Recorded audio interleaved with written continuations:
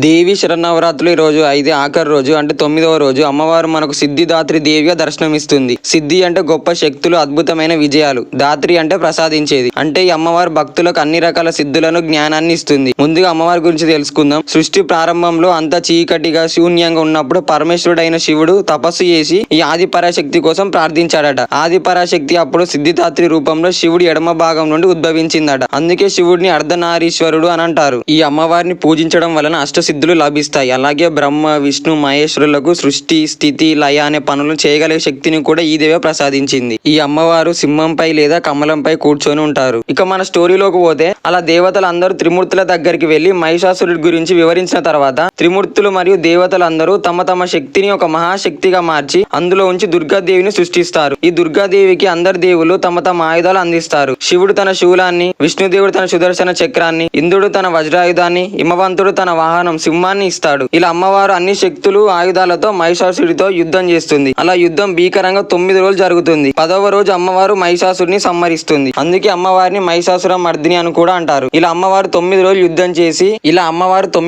యుద్ధం చేసినందుకు నవరాత్రులుగా రోజుకో రూపంలో కొలుస్తాం. 10వ రోజు మహిషాసుని సంహరించినందుకు విజయదశమి జరుపుకుంటాం. అంటే చెడుపై గెలిచిన మంచి గుర్తుగా దసరా జరుపుకుంటాం.